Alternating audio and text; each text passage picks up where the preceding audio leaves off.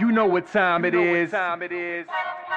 You know what time it is. How firm thy friendship.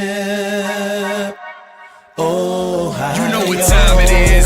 Roll with them boys of the fall. You know what time it is. On the ground with a nose for the ball. You know what time it is. Blood, sweat, and them tears for this game. Leaving it all out on the field with no fear for you lanes. And it's Buckeyes by a billion. We in the building with over 100,000. We represent from the uttermost to the public housing. If we don't play, our wide receivers got your secondary shook, so they cook them like Bobby Flay. Hey, stay out of my way and trust me, cause I know it's OH. Somebody please give this brother an IO. Come on. What up, Buckeye Nation? Welcome to the Buckeye Boys, where we talk college football with real fans. I'm Devin, excited to be here tonight. Buckeyes in the playoffs against Miami. We're going to dive into that tonight with our good friend Dalton from PFF. Got a little tradition going here, breaking these games down. You guys continue to ask for him to come back. I'm glad you do, because I love the conversations. I learned so much about these other teams when we bring him on here. So I'll get him pulled up in a minute. But before we do that, need you guys to do something for me. Hit that like button like you always do. Hit the subscribe button. And super chats are open. If you guys got questions about anything college football related or even this game coming up, put it in the super chat. All the super chat proceeds go to pay it forward to help our veterans out and also help those out that are stuck in addiction throughout life. And by the way, man, you guys have been killing it. Obviously, I'm streaming on two channels, guys. The Buckeye Boys channel, Buckeye Boys with a Z, and then Ohio Pod and Buckeye Scoop. I just really lost it there. Too many names on my mind, but Buckeye Scoop. We're up to 38,000 subscribers on Buckeye Scoop, so keep doing your thing there. And Buckeye Boys, we got 6,500 subscribers, so you guys have been killing it there, man. So I see everybody in the chat already. What up, Roll Tide? What up, Ron? What up, Joyce? Stars Align. Appreciate you guys joining, man. Well, I'm not going to hold us too long here. Let's get Dalton on here, dive into this thing. Dalton, how you doing tonight, man? Fantastic, man. I'm ready for a great round of quarterfinals. All four of these games are going to be just awesome. It is. They're going to be great, man. Ohio State, Miami, Alabama with that win, and, of course, kind of expected Ole Miss and Oregon to win those games. But little off topic here, I wanted to ask you, were there any surprises on this first round for you, man? Not really. I picked Oklahoma to win, and they looked good early, but I think Ty Simpson did a great job of making adjustments in that game and get better as the game went along. So I really don't think there were a whole lot of surprises. I actually had Miami beating A&M, and I was maybe a little surprised at how low scoring that was, although I thought it would be a defensive battle. But no, I thought it was a solid first round, and obviously you had two teams in Oregon and Ole Miss proving that they were better than their opponents, and then the other two games were just really good football games. Yeah, I got I missed two of them, man. I picked Oklahoma to win that game as well, even though I did think it could go either way there. And I picked Texas A&M to win. I wanted to play Texas A&M, believe it or not. I know that's that's not a popular thing. I didn't have a lot of followers there. There were very few Buckeye fans that agreed with me, thinking it was the better matchup for us, but that's what I agreed. Miami ended up toughing that low-scoring game out, man. Coming out of that game, everybody's talking about their defense now, their defense. Buckeyes last game, Big Ten title game. We don't need to rehash that all the way, but it was offense for the Buckeyes that struggled in the red zone, man. So, right, we got this game coming up.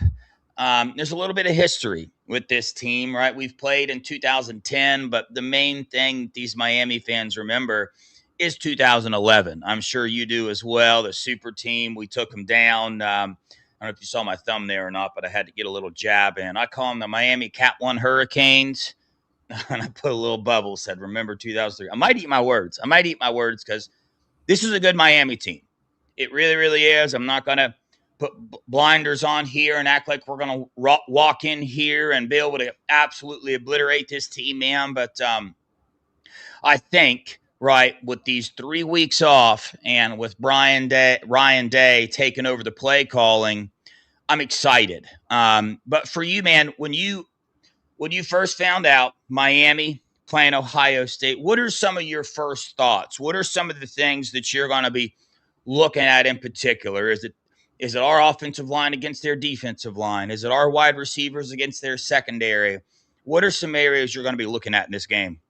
I think the first thing I think about with any Miami game I've watched this year, and I've watched just about all of them, you talk about just how good they are, how many NFL caliber players they have in the trenches. Their offensive line really is the heart and soul of their offense. You're talking about a potential first round pick at right tackle in Francis Mauanoa. You got a big monster in Markel Bell at left tackle listed at 6'9" and almost 350, right? You've got Inez Cooper, who was really good the other day at right guard against Texas A&M. And then you look at their defensive line, right? That's really been the story all year. Ruben Bain Jr., Akeem Mesidor off the edge, and then a really good group of defensive tackles led by Ahmad Moten. The trenches are the heart and soul of Miami's team, and I think it's going to be an outstanding trench battle on both sides here. Really, that's any game Miami's in, but especially this one with as good as Ohio State has been on the offensive and especially the defensive line. That defensive line for Ohio State, Caden McDonald, Caden Curry against that offensive line with Mauanoa and those guys, that's as good a matchup as you could ask for.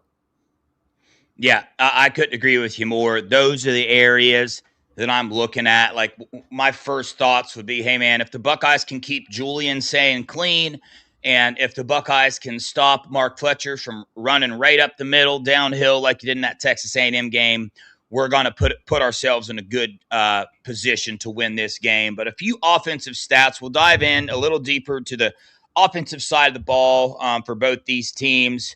I'm just going to read these out here, and we'll talk about the overall offensive, game plan for both these teams. Third down offense, rated pretty similar. Ohio State's number 2, Miami's number 22. Completion percentage, we're looking at the number 1 and number 2 quarterbacks in the nation for completion percentage. Passing offense, Ohio State sitting at number 24, or number 21, excuse me. Miami sitting at number 18. Red zone offense, Ohio State sitting at number 46, Miami sitting at number 11 for red zone offense. That's one to keep an eye on there. Rushing offense, we're 64, they're number 77. Sacks allowed, similar here, less than 1 sack a game. Both these teams have given up. Tackles for loss allowed, similar as well, about 3.5 tackles for loss a game that both these offensive lines are giving up. In total offense, we got the number 24 offense in the Buckeyes going up against the number 27 offense in Miami.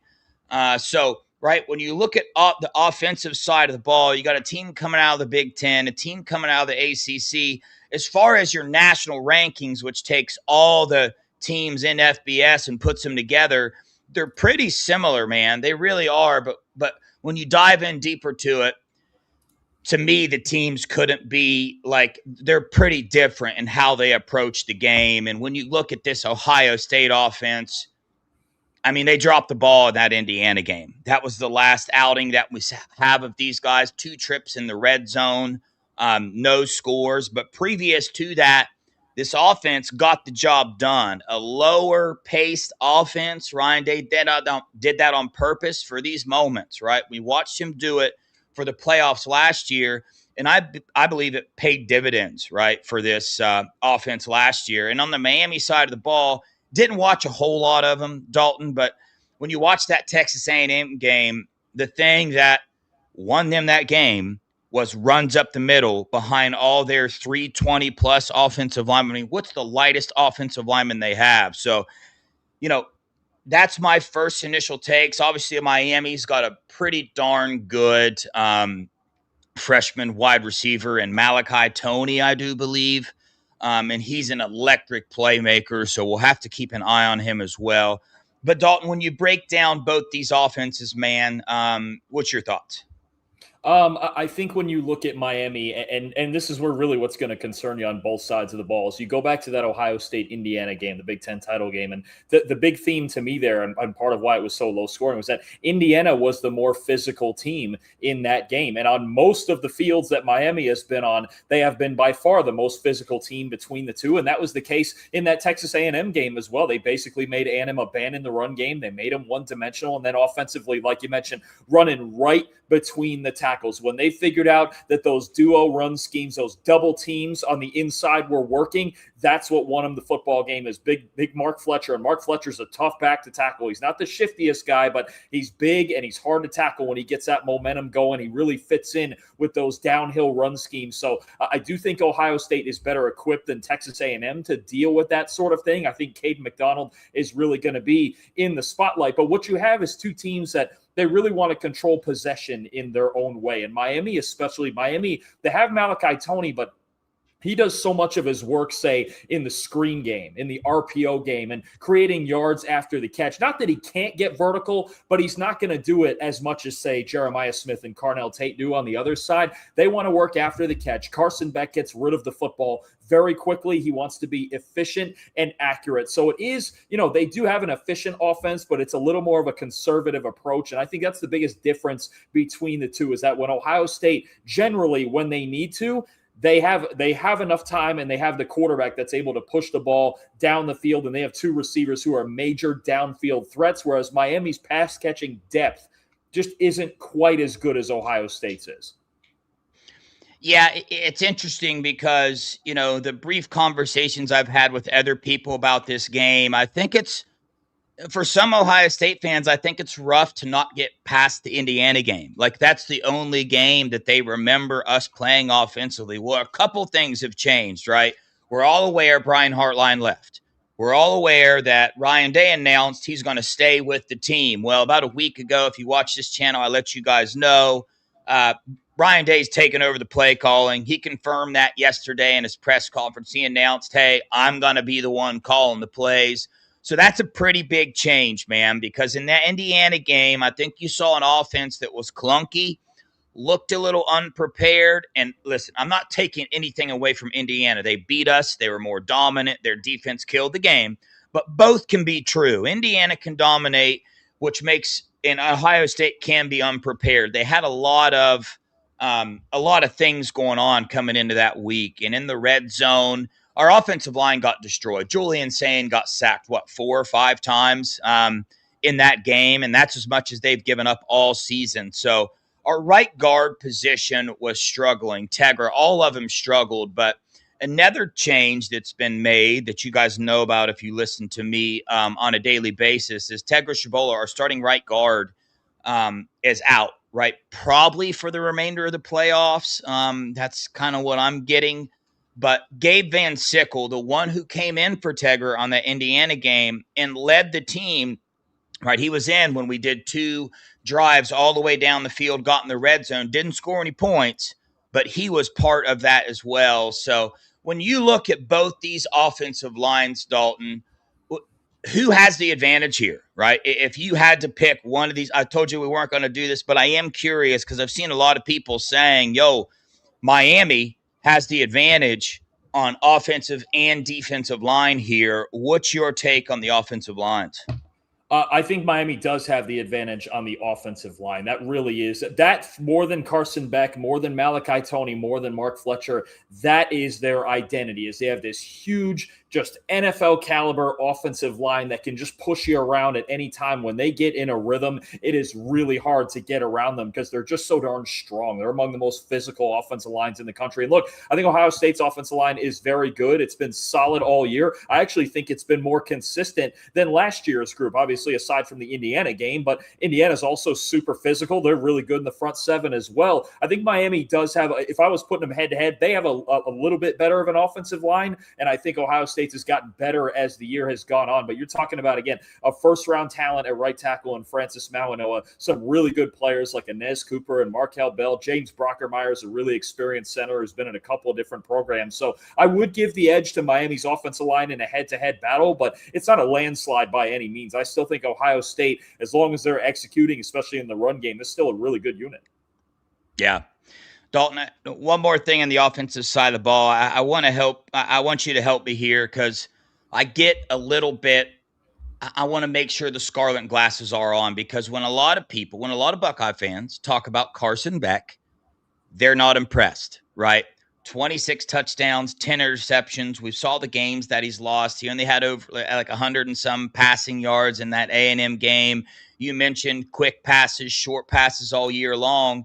yet he's sitting at the second highest completion percentage in the nation, right? Got his teams into the second round of the playoffs. And then Julian Sand, first-time starting quarterback, we're well aware of him. I think it's 31 touchdowns, 6 interceptions. Roughest game was against Indiana, but a newer quarterback. Dive into these quarterbacks a little bit, man. What would you say to Buckeye fans that say Carson Beck does not impress them? I think what's funny is that not impress is one way to put it, but I actually think what it is with Beck when he's there too much, because the one him is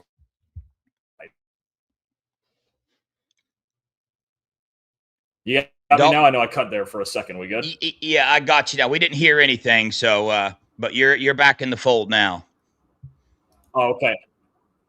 You're good. You're good. We're seeing if we can figure out some things here. Sometimes, the internet goes. But anyway, yeah. Carson Beck, when you say not impressed, I think what it is that even when he's playing really well, he is kind of boring because he doesn't improvise. He doesn't do the crazy things like Cam Ward did outside the pocket for Miami last year. What Carson Beck is good at, it's almost like another version of Jared Goff for the Detroit Lions, where it's like he does the really boring things well. And in a hard-fought defensive game, like if Miami can keep this game within range, it can look a lot like the Texas A&M game where he just plays this complementary role. He makes the throws that he has to, and he's not going to take the game over. Now, that is the difference to me between the two quarterbacks, as we have seen at times this year where Julian Sand, especially with those receivers, he is capable of taking a game over.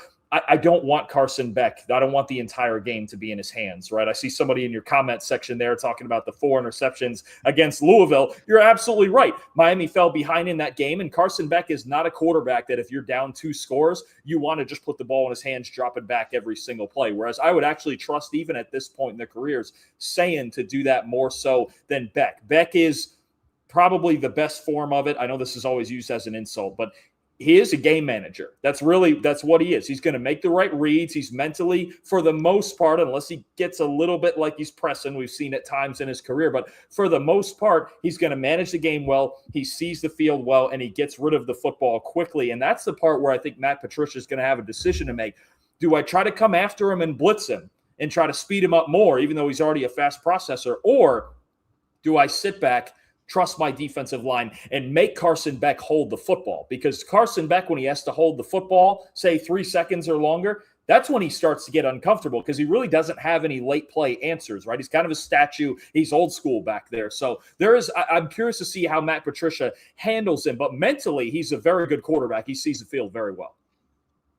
Yeah, I mean, the thing is, to me, when I watch Carson, this is nothing new, right? He's either on or he's off, right? When he starts getting flustered and has to rush his game, we saw it at Georgia.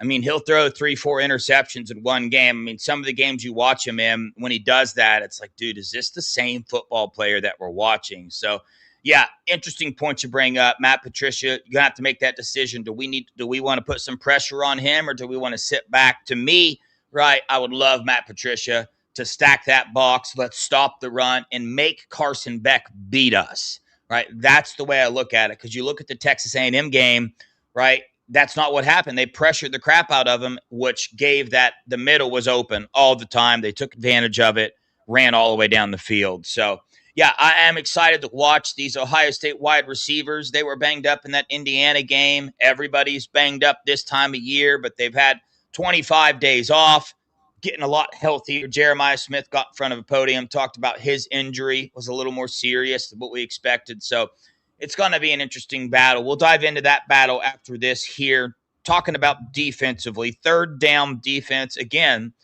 Ohio State number 7, Miami number 10.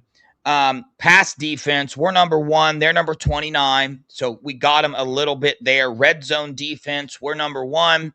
They're number 69 in the nation at red zone offense. They are giving up points in the red zone 84% of the time, which is the biggest discrepancy in the stats per each team that I saw. Rushing defense, we're number 6. They're number 7. Total defense, we're number 1, and they're number 11. The other one I wanted to mention was sacks. We're number 30. They're number 17. So right? This is the biggest thing. When I watched that Texas A&M game, we know about Ohio State's defense. Even in the Indiana game, gave up 13 points. That was a national title, right, thing that they did. That they did not lose the game. The defense did their job. If you say, Devin, the defense is only going to give up 13 points in this playoff run, I'm going to come back and tell you, well, we're winning a national title if that happens. So this defense, elite on our side of the ball. Miami's side of the ball, man, I've been hearing it all year. I've been hearing about Bain, their defensive line, people talking about that now. So dive into that a little bit for us. For those of us that don't watch Miami that much, give us a little breakdown, both these teams' defenses. It does start with Miami's defensive line. And you talk about that front four, and they do blitz a pretty good amount, especially Keontae Scott, who just came back in that Texas A&M game, number 0. Look out for him in the slot. He's their starting nickel. He missed a few games, but he's the guy really who's going to be blitzing the most often. You have to know where he's at all times, and he's a really good run defender too. But it starts with that front four, especially off the edge with Ruben Bain and Akeem Mesidor. We've seen this since their Week 1 victory over Notre Dame. If you get into obvious passing situations and you fall behind this team, they can absolutely take a game over against any offensive line in the country. I don't care who it is. Those guys are that talented. I'm a huge believer in this defensive line. You mentioned pass defense and the yardage they give up. The moments in games, or maybe even the entire game, when you have Miami's defensive line not necessarily dominating at that level. I thought they were a lot better in the second half against A&M than they were in the first half. But say go back to the Louisville game, right? That Louisville beat Miami down in Hard Rock Stadium down there. And Jeff Brom had a great game plan. Number 1, he was using misdirection in the run game. And 2, Miller Moss was getting rid of the football, right? That's going to be a big key, is that, look, your offensive line against this front four is not going to be able to protect your quarterback for 3 or 4 seconds every single time out there. There's a part of it where the quarterback has to protect himself. Miller Moss did that for Louisville. Kevin Jennings for SMU did a great job of doing that. Your coach, I think, look, Ryan Day, I think he's taken over the play calling, obviously Hartline the split duties, but for this game especially, your play caller has to have an A-plus game in order to mitigate the pressure that comes with this front four. The back seven is solid. I don't think it's an elite back seven. Keontae Scott, their nickel, is their best player, but it's a solid front seven. I'd give it probably a B+, and you can, if Sayan is working quickly enough, take advantage of the corners with the best pair of receivers in the country here. But it does start, the entire game plan when you're playing Miami has to start with mitigating the front four and the amount of pressure that can come, and staying out of 3rd and 8, staying out of 3rd and 9. That is so important, because that's when Miami gets really, really dangerous. Yeah, you saw it in that A&M game, the different blitzes they'll bring at you, the different coverages that they use. Their defensive coordinator is pretty good. I'll give him that. I did a little bit of film breakdown. You know, all those Twitter people break down film, man. He's doing a lot of interesting things. And yes, Mesidor, Bain, very good players. For me, man, Bain got 7.5 sacks on the year. Been hearing about him. He was in the Heisman race early. A lot of people talking about him, man. Coming out of the ACC, 7.5 sacks. But Dalton, on the other side of the ball, man, we have a defensive end. His name is Caden Curry. Most don't know him for some reason. 11 sacks out of the Big Ten, okay? And he is not being talked about at that level. So forgive me when I hear Miami fans and other people talk about Bain the way that they do.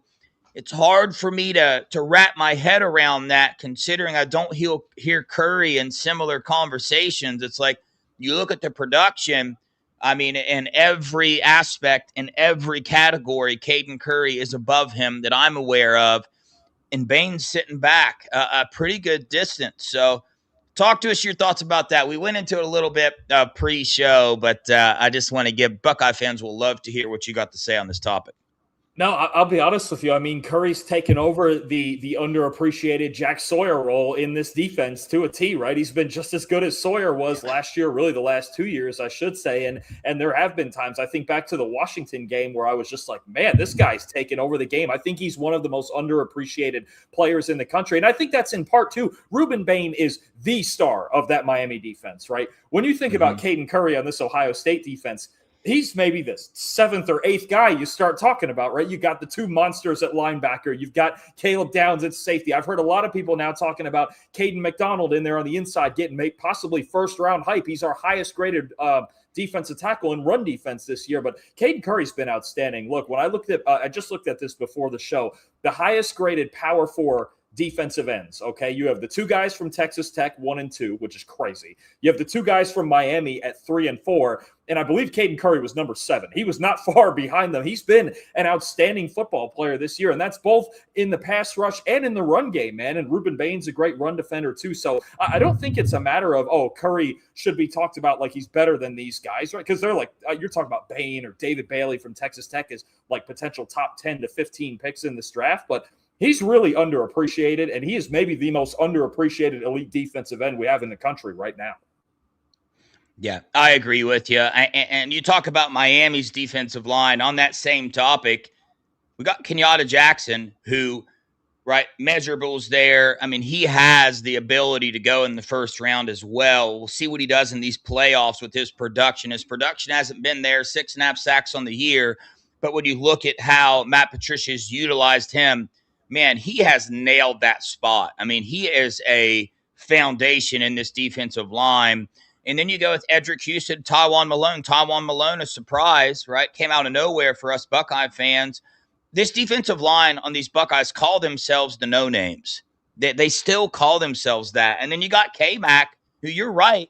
I think another Tyleek Williams as far as going in the first round. Tyleek Williams was like the 31st draft pick last year. Caden McDonald is an absolute wrecking ball, and I know personally he is stoked for this game. He is ready, right, to make an impact. And Caden Curry on the other side as well. But I think the difference here for us is Sonny Styles and Arvell Reese, right? I think Miami's going to have a little – Mark Fletcher's going to have a little bit more trouble doing what they did to Texas A&M simply because of those two linebackers, right? You look at Miami's linebackers. I'm curious about Mohamed Tour, leading tackler for their team. He took a huge hit in that game and was like out cold. I mean, tensed up and everything. I don't think he came back in, but I can't quite remember. I'm curious who they have back there if he's not going to be able to come in this game. Have you heard anything about that? I haven't. It certainly looked like a concussion sort of and to be honest with you, because that was the second to last play of the game. And honestly, that's before what was it, Bryce Fitzgerald's second interception of the day to win the ball game. That's a play that Toure made at the goal line that should be remembered forever in Miami history. It was an unreal play, and obviously sacrificing himself to make that play happen. No, I mean, I don't know if he'll be available for this game so soon after taking a hit like that. If he is, that would be big time. You've got him and another big hitter in Wesley Basaint at that linebacker position. But you're right. It's certainly not Styles and Reese, right? And I'll be honest with you, when you talk about Miami's run game and what they did up the middle, Texas A&M's got some wicked good linebackers, man. They've got Torian York. They've got Damian Sanford, who's been playing good for most of the season in place of Scooby Williams. And really, Miami dominated them inside. And their ability to win on those double teams and then advance to the second level, that's big time. So I think Reese and Styles are going to get tested. But the difference, too, is that A&M all year had shown some vulnerability at defensive tackle. And that's where you could start to attack them. And that's where Miami, I mean, you look, Ohio State and Caden McDonald's the first reason for this.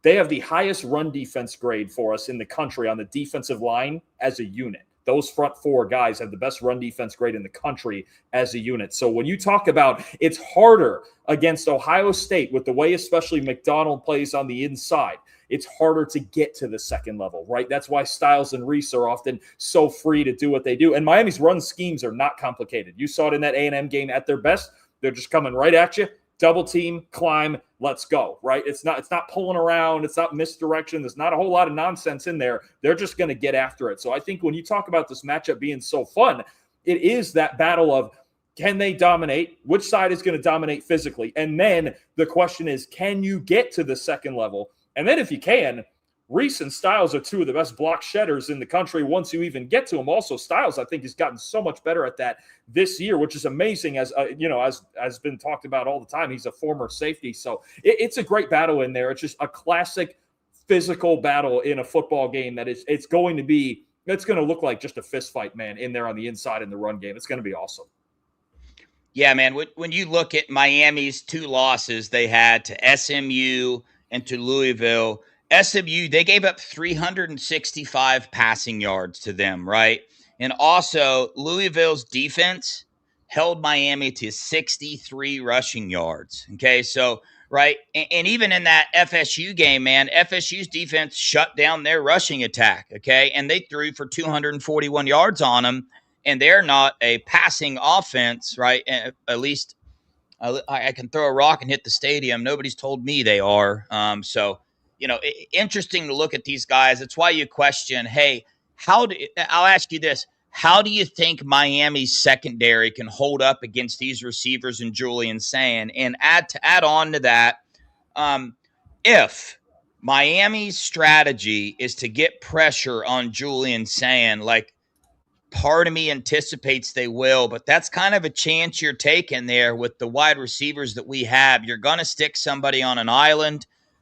What's your takeaway from our receivers and their secondary, man? What's your thoughts there? Dude, their freshman, Fitzgerald, he's a baller. I'll tell you that. He's a baller, but he is a freshman. And we do have Jeremiah Smith and Carnell Tate. So walk us through that a little bit. I do think Ohio State's biggest advantage is if they can win with Smith and Tate on the perimeter. The middle of this Miami secondary is awesome. When you talk about Jacoby Thomas and Bryce Fitzgerald at safety, when you talk about Keontae Scott, I think is the best player of that unit. And the nickel, I don't think you're going to see a lot of Brandon Inniss in the slot, run those little whip routes and things like that, because Scott is in there and the safeties make it really hard to win down the middle of the field. I think what they need to do is really isolate Tate and Smith as much as they can on the outside. It's another reason I'm curious to see how often Miami is going to isolate, their corners on the outside, like a Xavier Lucas. OJ Frederic came back the last game. Ethan O'Connor plays on the outside as well. I would say Smith and Tate have an advantage over those guys, but how much safety help are they going to have? How often is Miami going to apply pressure and leave it single high on the back end and leave those throws outside the numbers available one-on-one, right? I mean, they're the throws that really Indiana didn't allow too often, maybe but one time Smith beat Pons, I think it was, down the field, but you don't get against Indiana any man coverage like that. Miami will do it a little bit more. They'll mix it up, and they do blitz at about a top 20 to 25 rate. So to me, and this probably works to your advantage because they're arguably the two best receivers in the country. You want to win out on the perimeter. I think when you talk about if and when Sand gets those shots at those one-on-one go balls outside the numbers, take them, right? He did it against Michigan. I think it was a great example against Michigan. You go back to that blueprint and go, Julian, hey, you get one-on-one, you got the two best receivers in the country. Let's get after it, and it worked in that game. I think you could see a similar mentality against another high-blitzing team that mixes it up in coverage more than Indiana, because Indiana runs as much zone coverage as anybody in the country. They're going to sit back and wait for that. This Miami team, attack them outside on the perimeter. That's really where SMU, especially with Kevin Jennings throwing the ball, that's where they hurt them a lot, was on the outside. Yeah, when you look at this Ohio State offense, they have had zero issues all year getting to the red zone. They just haven't. Even at the slow pace of play, even when the receivers are out, they're always able to get down in the red zone. But even though we dominated prior to Indiana, we still struggled in the red zone. We made things super hard with our heavy tight end sets, removing Jeremiah Smith and Carnell Tate off the field. I mean, right when I first looked and was deciding who do I want to play, Texas A&M or Miami, the first stat I looked at the red zone defense stats, and Texas A&M was bad. They were like 125th in the nation for red zone defense. Miami's 69th, so I was like, man, I just stopped there. I was like, I'd rather play Texas A&M. I know that's not a really good way to decide who you want to play or not, but that's how strongly I feel about this. And if what I'm hearing is correct, Ryan Day taking over play calling, which in turn means, hey, they have finally seen 13, 14 personnel down in the red zone is not your answer for short yardage situations. You got to spread that field out. And if you remember, I want to ask you, you're not an Ohio State fan. When you watched the Buckeyes last year during the regular season versus the playoffs, did the offense look a lot different to you? Yeah, I would say so. Last year, I mean, the biggest difference between really last year's team and this year's team, as far as some sort of drop off, is the fact that, I mean, you had two running backs that both went in the top 40 of the draft, right? I think that's a big difference. To me, when I watch this team's red zone struggles, it is the inconsistency in the running game. Which back should it be? Should it be just Bo Jackson as the workhorse? Should it be, you get a lot of CJ Donaldson in that goal line and short yardage work, and I think that's been inconsistent, right? And then, like you mentioned, figuring out the personnel grouping, because this is a very good offensive line, but it's not an offensive line that's so overwhelming and so strong. It's why Miami's red zone offense is really good, because their offensive line overwhelms you with power. I wouldn't say Ohio State's does that. For me, what I would do is I would almost just run more of their normal offense. I think schematically, the biggest difference between last year's team and this year's is the amount of 12 personnel, one back and two tight ends, because you have Max Clare and Will Kaczmarek's been a really good blocker all season. Both of those guys have been excellent blockers all season. So to me, getting into 13 and 14 and tightening things down, I'm with you. I don't think that works. I need as many snaps with Smith and Tate out on the field as possible. And what I think I've liked the best when they get down in the red zone is the play action game. I think Ryan Day should go with more play action down. When you talk about getting down inside the low red, inside the 10, 15-yard line, I think that's what's been working, right, instead of the downhill run game. And it's at a certain point, you're going to have to run the football in those crunch situations. But didn't really work against Indiana. I thought there were moments against Indiana where the play action would have worked better. The bootleg game that they use sometimes inside the 10-yard line, man. Julian Sand, he executes that to perfection sometimes. It's awesome to watch him throw balls to the back line of the end zone. So I think the run game has been more inconsistent because, again, last year you had Judkins and Henderson, and you could just go, yeah, who's tackling these guys, right? Yeah. This year that hasn't been the case. You have Bo Jackson, a true freshman, and then inconsistent running back play. But to me, I think lightening up the personnel just a little bit, more 12 personnel for me, and then more play action down, because I love their play action game when they get in goal-to-go situations. It feels like it just always works. Yeah, I agree with you, man. That 13, 14 personnel down there. Right. The other aspect of it is, like, if you think about the opposing team, the defensive coordinator, I bet you when we take Smith and Carnell Tate off the field, he breathes a sigh of relief, no matter where it is on the field. Yeah. You know what I mean? And also, at this point in time in the season, everybody knows what's going to happen when we have 13 or 14 personnel in. They know what's up. We haven't ran a lot of different things off of that. We just haven't. It's very, very and the defense can anticipate it. In Indiana, they knew what was up. They were coming off that ball fast down in that red zone and stopping us, man. But for the offensive lines, you gave the nod towards Miami. How about defensive lines, man? You're talking very highly of Miami's defensive line, especially their defensive ends. As a unit, right, which team gets the nod for the defensive lines here? Oh, man, this is tough. Yeah. I almost need to look. I knew it would be. Man, it's so hard. The pressure that Bain and Mesidor apply, especially, like I said, it can just take games over. Man, that's as close to a tie between these two teams as you're going to get. Because the one thing that gets me with Ohio State, they have one great pass rusher in Curry, and Kenyatta Jackson on the other side is solid, but I could still use a little more out of him. But what makes it hard is that Ohio State for us is the highest graded run defense group in the country there. So that does even the battle out a little. I'm going to take Miami by like a microscopic amount, because if you're asking me, hey, would you rather have arguably the best pass rush in the country or the best run defense? It's close, obviously, and stopping the run is super important. I'm going to take the elite pass rush, but that's maybe the closest battle between these two teams is which defensive line is better. And honestly, you're going to find that out on the field, man, because Ohio State's got a bear to deal with in Miami's O-line, and then the pass rush is going to be so key. The pass rush is really the biggest reason Miami feels like they could go in here and pull off an upset, right? Because they took the game over late. Mesidor and Bain combined for 18 pressures against Texas A&M.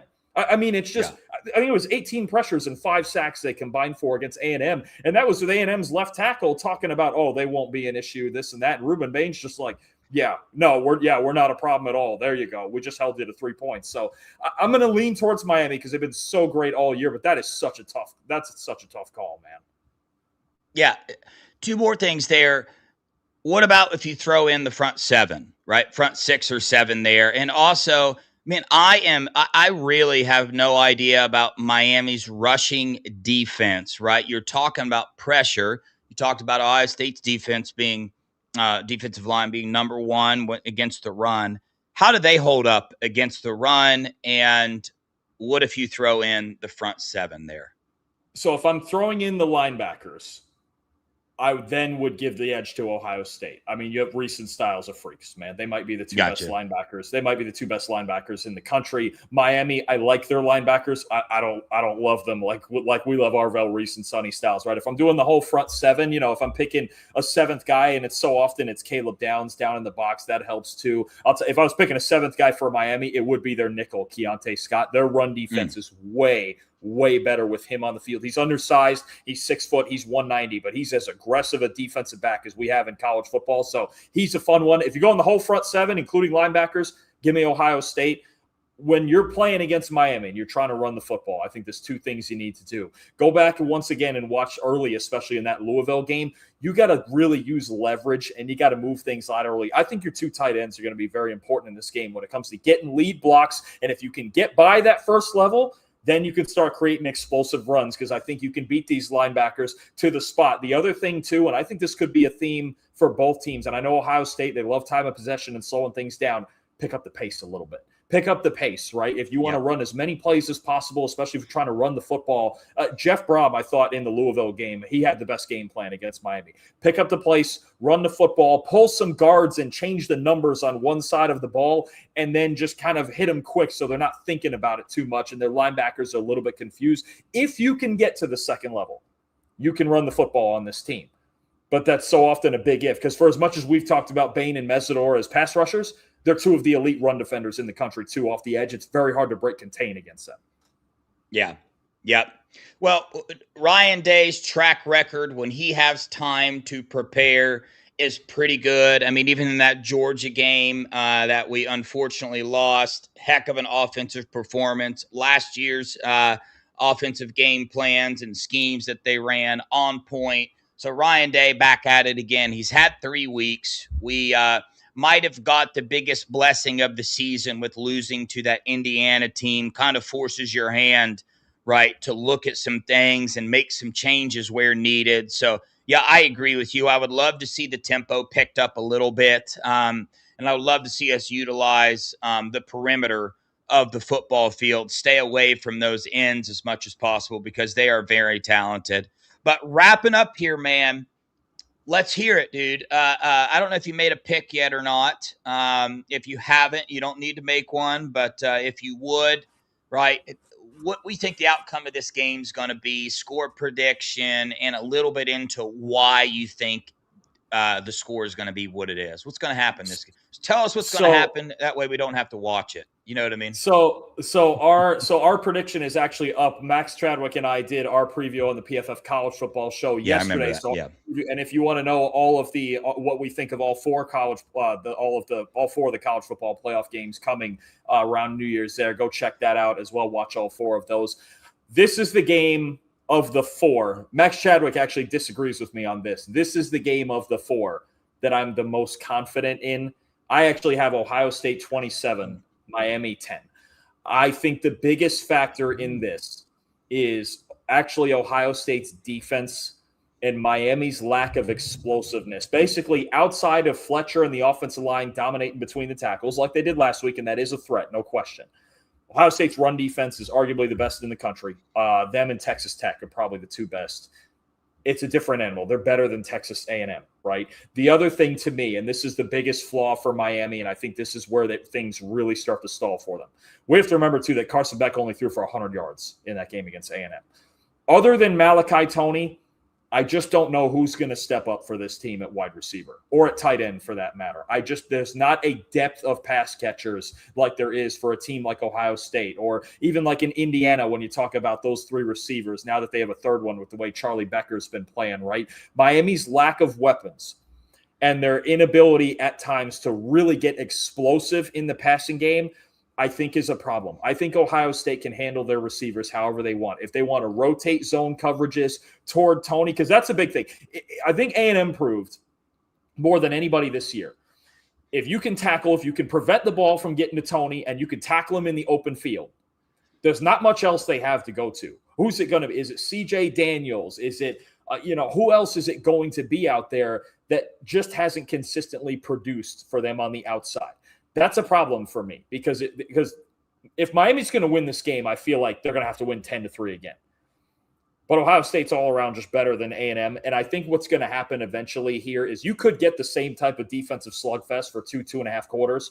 But I think eventually Ohio State takes this game over because they're better on the perimeter with Smith and Tate. The defense a lot than Texas A&M. So you're probably not going to just line up and run the football on Ohio State right down the pipe. I think if you still got me there, you can still hear me.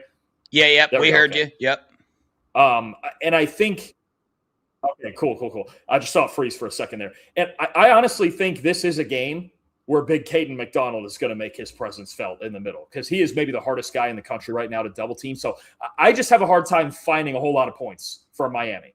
They scored 10 in this past game, and Ohio State's defense is, to me, significantly better than Texas A&M's. And eventually their offense will take the game over. One more stat I want to throw at you with regard to Sayin against the pass rush. So the magic number in the analytics world, when you're talking about quarterbacks in the pocket and when things are stable and in their control and then get kind of unstable, is 2.5 seconds. Okay, that's really the magic number here. Julian Sayin, as a redshirt freshman, all right, when he's making throws in 2.5 seconds or less, he is our third highest graded passer in the country. Okay, I believe it's Diego Pavia and I forget the other one who is ahead of him. The third highest graded passer in the country in 2.5 seconds or less. That's a big deal because Miami has the second most pressures in the country in 2.5 seconds or less. So that window, the window for Sayin, he just has to understand that he can't hold on to the football, especially for as long as he did against Indiana. That was part of the reason he struggled is because they confused him and the rush got there and he held on to the football for just half a second longer. We're so used to seeing Sayin get rid of the football. Let go of it. Just let go of it. And you know what? If it's an incompletion over somebody's head out of bounds, if it's something like that, fine. But what you can't get yourself in is you got a 1st and 10 pass, and then it's 2nd and 18, and then they're really pinning their ears back, right? So his ability to get rid of the football quickly, under 2.5 seconds to the right spot, is going to be a pivotal part in this game. But I really like Ohio State in this game. I think their defense is going to dominate. Yeah, I love that score prediction. And yes, that's a really good point. Right, with that stat with Julian Sayin. I mean, when I look at this game and I think offensively what Ohio State needs to do, I would say pick the pace up a little bit, like you alluded to earlier, and that's going to help Julian Sayin getting a rhythm, get rid of the ball faster, and down in the red zone, you can't come out of there even kicking field goals, man. You just can't do it. We've got to finish our drives. And I'm excited with what we got there. You know, I got a 24-13 victory for the Buckeyes here. The biggest discrepancies for me here are, hey, how much kind of goes in line with what you were just saying. What's this protection look like for Julian Sayin? Are we going to give him, 3 seconds to throw the ball? If we're able to give him even that 3-second mark repeatedly, it's over. I think the score can be higher than that. And like I said, down in the red zone as well. And from the defensive side of the ball, like we alluded to earlier, Carson Beck, man, I just don't see him having a lot of success with this defense, with Caleb Downs back there, Matt Patricia at the helm, these two linebackers, 3 weeks to prepare, dive into the film, right? I think you get Carson Beck flustered a little bit. You stop the run. I think the only way Miami wins this game, because I'm going to say we're going to stop the run, right? Kind of like, Louisville stopped them with 63 rush yards. I could see us doing the same. And when that happens, Carson Beck is going to have to win the game. And with our corners and our secondary and Matt Patricia calling these plays, I just don't see that happening. There is a world, right? If the Buckeyes come out and play like they did against Indiana, this is a scary team to go up against. This is no walk in the park whatsoever. We've got to show up. They've got playmakers. They've got a good defense. If Carson Beck shows up that day and decides to play one of his best games, it's going to be a football game now. So I'm excited, man. I'm going to be there. Dalton, as always, I appreciate the heck out of you coming on. Hopefully, we got a couple more of these the rest of this year to get to. We win this, me and you can get on here and dive into whether it's Ole Miss or Georgia at that Fiesta Bowl and talk about that one, which is going to be an interesting game. You got Georgia or Ole Miss? I have Georgia. I think Okay. you will get. I think you will have a good. You will see a good game there. I think all 4 of these games are going to be really solid. I'm telling you. Like I said, I'm the most confident in Ohio State of the 4. But I have Georgia. I think Ole Miss, of all 8 of these teams left, I believe they're probably the worst one left in the trenches. And that's a big difference. And Georgia, they've given up 10 points or less in 4 straight games. Their defense is playing out of their mind right now. I think Georgia in the trenches, the advantages they have is going to win them that game. Yeah, I love it, man. It's playoff time, dude. It's time for some serious games. Dalton, I appreciate you, man. Guys, go check out his YouTube show over there, breaking down all the playoff contenders here, diving deep into it. If you want to get to know the opponent, you're like me. I love having Dalton on because I literally just gained he probably added like 75% knowledge to me on this Miami team, man. And I always try to prepare when you're coming on because I was like, dude, this dude's head's like a computer. He knows all the players, all the stats for every team. So look, dude. I mean, I prepared, but I can't. I can't keep up with you, man. But I love having you on. Build my knowledge up a little bit, Dalton. So we'll see how this game goes. And if it goes in the favor of the Buckeyes like you predicted, I'll be shooting you another text to get you back on here. Dalton, I appreciate you. Go follow him on X. Go follow, subscribe, like his YouTube videos. Does a great job. Dalton, appreciate you, brother. Absolutely. Appreciate it, Devin, as always. Take it easy, everybody. Yep. There you guys have it. As requested, Dalton again doing that deep dive into the Miami team. And I meant what I said, guys. It's awesome having him on. I love learning these things about the other side of the football because, right, I'm a college football fan, but I dive so deep into Ohio State. I don't have time to like understand and like learn about these other teams. I watched the Miami Texas A&M game. I watched the Miami FSU game. But even when I'm watching them, I'm just not that. I'm not that into them, man. Not like I am Ohio State. Like I'll be rewinding Ohio State, watching the same plays over and over again. So love his score prediction, 27-10. I got 24-13 Buckeyes. I am thrilled that Ryan Day is taking over play calling. And I know, right, at least inside the Woody, they are well aware 13 or 14 personnel is not the answer in the red zone. So these players, they're pumped up, guys. I'm telling you right now, if you couldn't tell from their interviews, they're pumped. Spoken to a couple parents about it and got a little insight there. These guys are ready to rock and roll. And I think they are more excited. It's Miami. I think they would have rather played Miami, especially JJ, Brandon Ennis, those guys. This is what they want, man. They love it. I saw somebody in the chat. I don't know if they were talking to somebody in there about needing somebody to come on a Miami show and talk. If you're inquiring about me going on there, I would love that. I would love to go on a Miami show. Shoot me their email in the chat or something, or I don't know if you were even talking to me, but I will dive over there and talk. I've got a couple customers living here in Tallahassee. They're Miami fans, so I've had some interesting conversations so far. But hey, you guys are awesome, man. Appreciate you guys. Hit that like button, hit that subscribe button as well on both channels. And I appreciate all the support. Let's scroll through this chat. Guys, tomorrow is Christmas Eve. I didn't even know that. Like, I didn't realize that till a couple hours ago. I actually found it out because I actually texted Daniel Sanchez. He's like, hey, you want to join me tomorrow for a show? He's like, tomorrow? I was like, yeah. And I was like, oh, crap. No, never mind, dude. It's Christmas Eve. I'm sorry, bro. But I do believe, Scoop, we doing a show, man. I think it's all of us coming on. Kind of a little, holiday cheer on the Scoop channel. Coach Hayes podcast, huh, Steely? Were they talking to somebody in the chat? I'll reach out. Coach Hayes. Write that down. I don't know if I'll be able to find him, but I'll look it up and see if he's interested. But all right, y'all, you guys got anything on your mind? I missed your guys' score predictions. Do something. I want to see your score predictions. Put your score predictions in the chat if you would for me. And I tell you what I'm going to do. I'm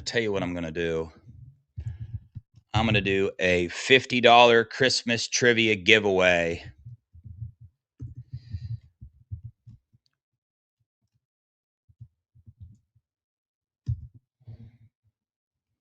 Okay.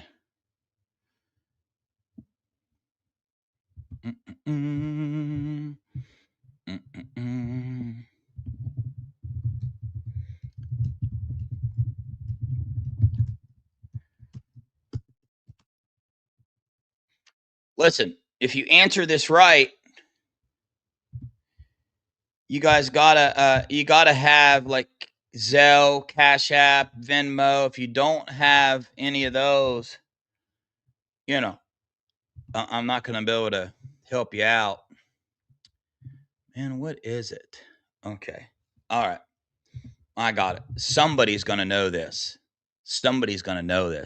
Oh, you got your score predictions here. Ed's got 31-13. Oh, I love that. 21-10. I'll take it. 29-13. Okay. What up, Don?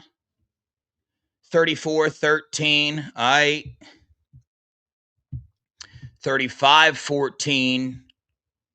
Yeah, this defense has a real good opportunity to shut this offense down. I'm not impressed with Miami offensively, like whatsoever. 35-14, 42-10. Am I hitting the same ones over again? Or you guys twice? 28-17. There you go, Roll Tide. There you go. 2017 Canes. 35-10, 35-17. Yes, sir. 28-13. 27-21 Buckeyes. All right, Liz, you got a little bit closer of a game. That's all right. As long as we win. All right, here we go. This is going to be a very easy trivia question. The winner will win $50.